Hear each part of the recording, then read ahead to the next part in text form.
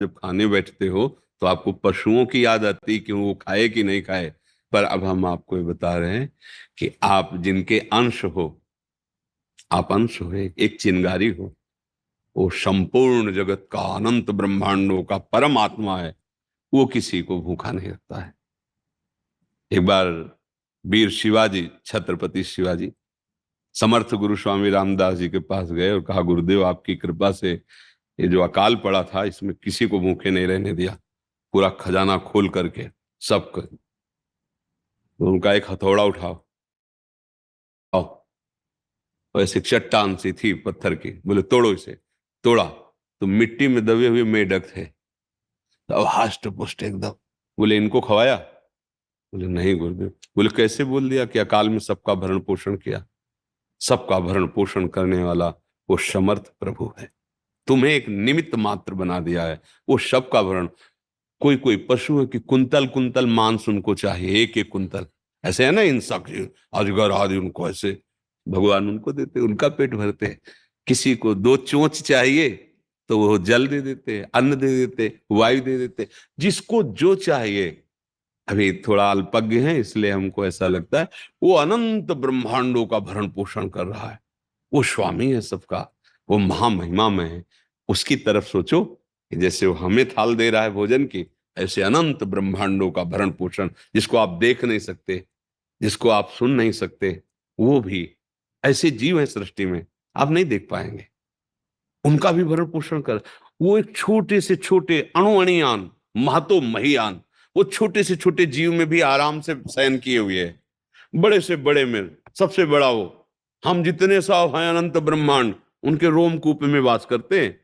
देखरावा माते तिन अद्भुत रूप अखंड, रोम रोम प्रति लागे कोटि कोटि ब्रह्मांड, ब्रह्मांड निकाया निर्मित माया, रोम रोम प्रतिवेद कहे। ऐसे भगवान सबका भरण पोषण, जैसे माँ की गोद में बैठा हुआ बच्चा ना, ऐसे अनंत ब्रह्मांड विराट भगवान की गोद में बैठे, वो सबको ऐसे देख रहे हैं। जैसे गोद में बैठे हुआ बच्चा को पता है ना भूखा कौन है प्यासा कौन है, सब ऐसे भगवान सबको देख रहे हैं। सबका भगवान कर्म के अनुसार हिसाब किताब कर रहे हैं। जो चीजें हमारे माता पिता की प्रॉपर्टी से वो सब फ्री हैं, वायु, जल, तेज। देखो सूर्य तो थोड़ी देर लाइट जलती बिल जाता है, पूरे विश्व को प्रकाश दे रहे, कोई बिल देता है सूर्य भगवान का? पृथ्वी में वास कर रहे, जल वायु सब फ्री मिल रही नहीं, भगवान की तरफ फ्री। अब जो हम चाह करते हैं तो उसमें योग्यता है, आपके पुण्य कितने हैं, आप किस योग्य हैं, वैसे पद मिल रहे हैं, वैसे सुख सुविधाएं मिल रही। आप पाप कर्म के हैं, वैसे दुख मिल रहे हैं, वैसे दुविधाएं मिल रही, विपत्ति मिल रही। बगैर जो भगवान की तरफ से वो सब फ्री है। कोई भी जीव भूखा नहीं रहता।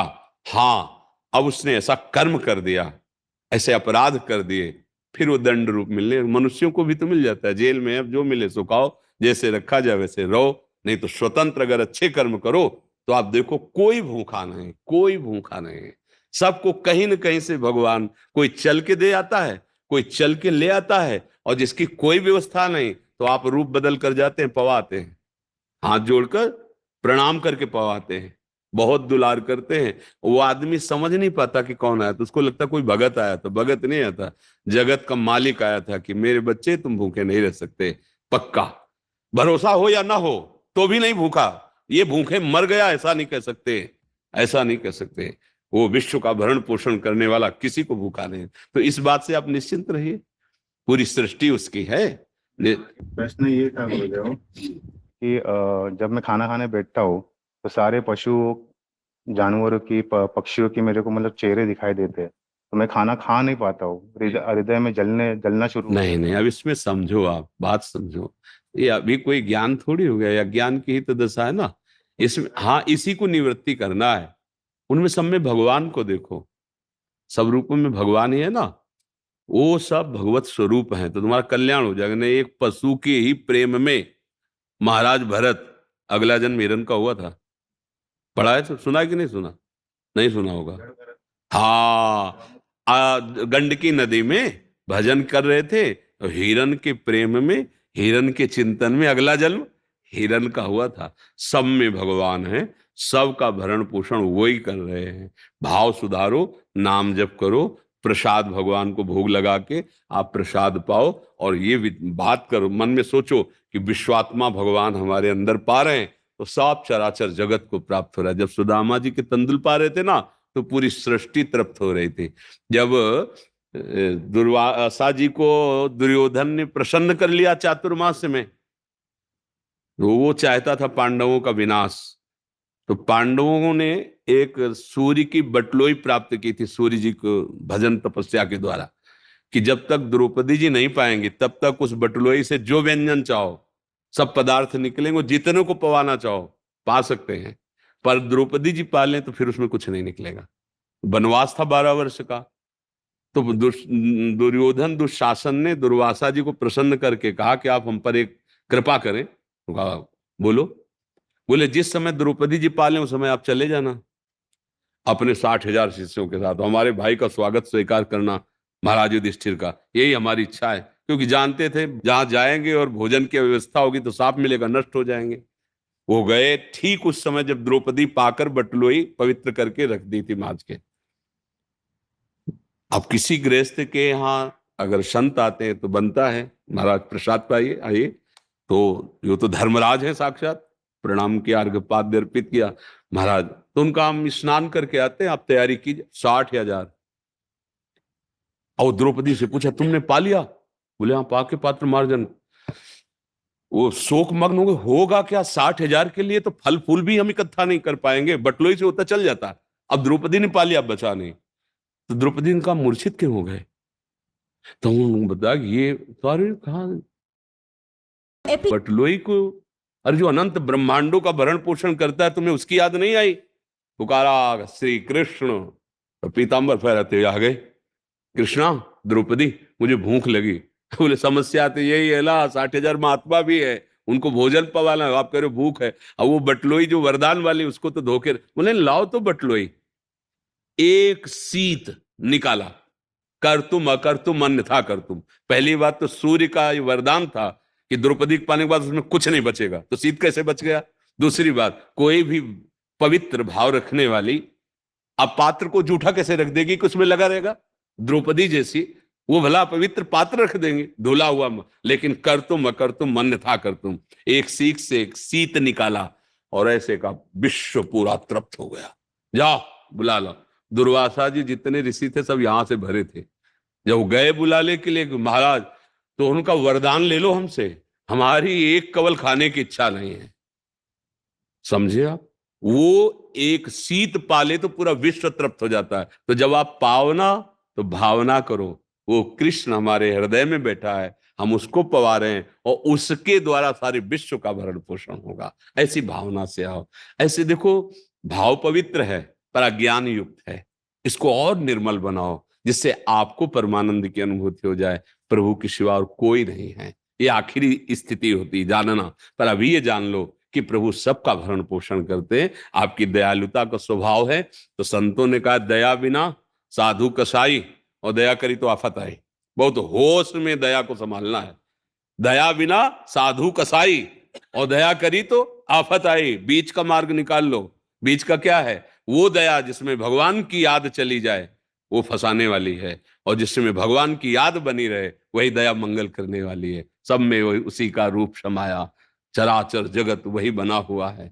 भाव में आओ तो दुख मिट जाएगा। समझ रहे आप? प्रभु श्री राम को मैंने वचन दिया है, फिर उसका क्या करूं? भगवान को जो वचन दिया है तुमने, तो गर्भ में दिया था कि मैं आपको जाकर के केवल आपको भजूंगा, आपको प्राप्त करूंगा। तो आपने याद किया वो वचन? कौन सा वचन मानोगे? गर्भ में तुमने वचन दिया है कि एक बार माँ के गर्भ से निकाल दो, ऐसा भजन करूंगा, दोबारा किसी योनि की माँ के गर्भ में नहीं जाऊंगा। वो याद है तुम्हें? नहीं याद है ना? याद कर लो, उसी की पूर्ति के लिए सब है। अगर बीच में फंसे तो फिर फंस जाओगे।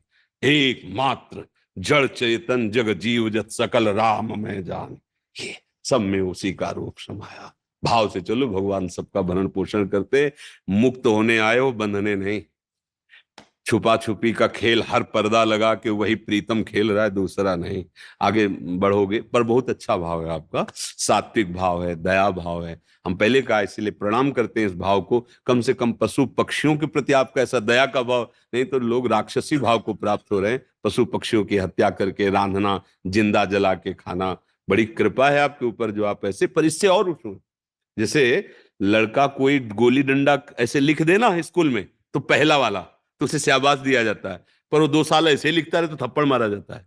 क्या आगे बढ़ो, इसके आगे भी है, इतना नहीं है। तो जैसे आप हो ना, पहली बात में प्रणाम किया कि आपकी बात प्रणाम करने योग्य, धन्यवाद हो गए, तो इतना ही नहीं है, और ऊपर उठो, जिससे आप अखंड आनंद को प्राप्त हो, प्रसन्नता को प्राप्त हो, दुख तुम्हें छू न जाए। ब्रह्मभूता प्रसन्नात्मा, समझ रहे ना जी।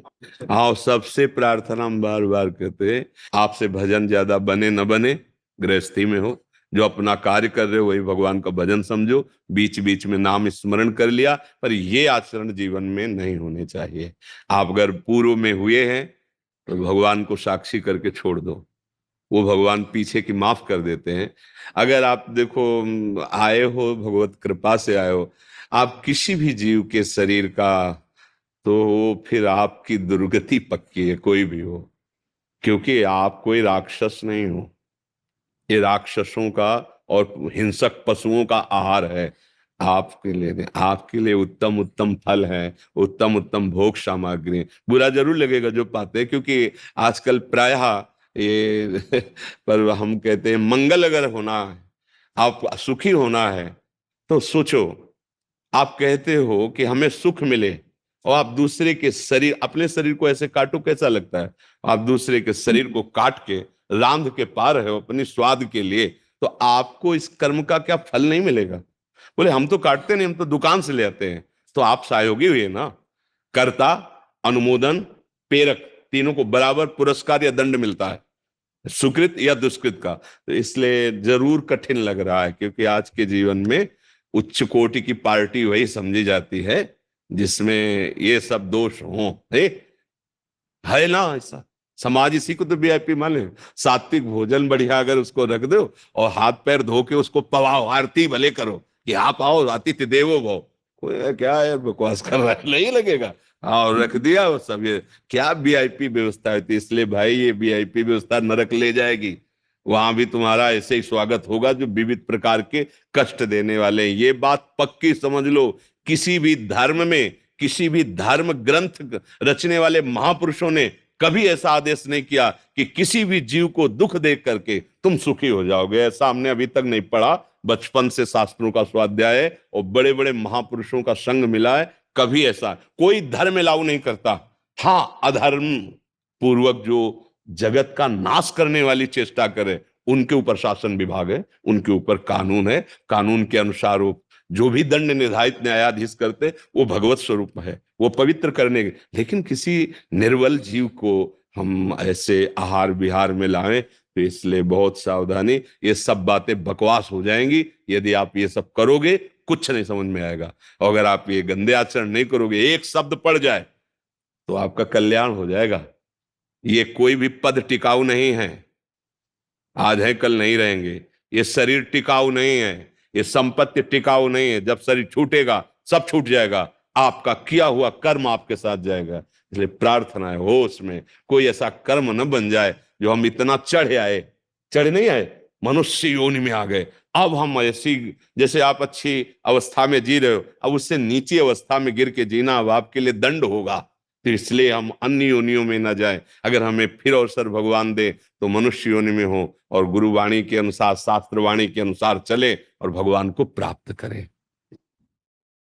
के सानिध्य, महापुरुषों की शरणागति का लाभ ये कि हमारा चित्त विषयों के चिंतन से हटकर प्रभु के नाम में, प्रभु के रूप में, प्रभु की लीला में, प्रभु के धाम चिंतन में लग जाए। अगर संत संग से भगवत चिंतन हमारा नहीं हुआ, तो हमने संत संग किया ही नहीं। संत संग अपवर्ग कर, कामी भव कर पंथ। अगर हमारी इंद्रियां विषयों की तरफ जा रहे हैं, संसार के भोगों में सुख, तो अभी हम सच्चे हृदय से संत संग नहीं किया, भले पास रह रहे हो। संत संग का स्वरूप ही है सर्व संगोपहो हिमाम, व्रतान यज्ञ छंदांस तीर्था नियमा यमा, यथा वरुणधेत सत्संगा सर्व संगोपहो हिमाम। समस्त संगों का त्याग कराकर भगवत रंग में रंग दे, उसे सत्संग कहते हैं। और वो प्राप्त है बड़े बड़े महापुरुषों का सानिध्य। तो चाहे गृहस्थ में हो चाहे विरक्त में हो, हैं तो हम भगवत दास। तो ये स्थिति हृदय में उतरनी चाहिए। हमारे अंदर काम की दास्ता, क्रोध की दास्ता, लोभ की दास्ता, मोह की दास्ता, मद की दास्ता, मत्सर की दास्ता, ये जन्म जन्म से बनी आ रही है।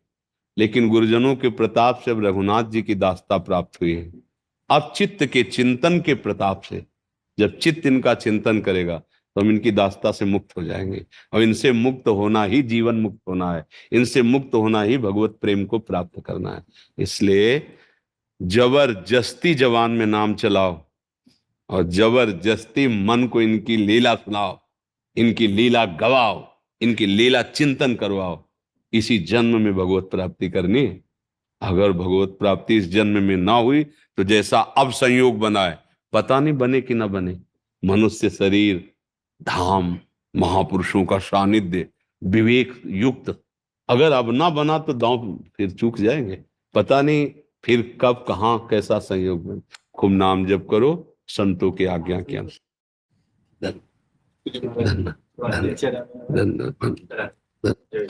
जय जगन्नाथ, जय जगन्नाथ जी। खड़ा होके कर सकते हैं, कोई हाँ, बातें आप चलते- ऐसे करते हो? नहीं, आप समझो, हमारी बात हृदय से समझना।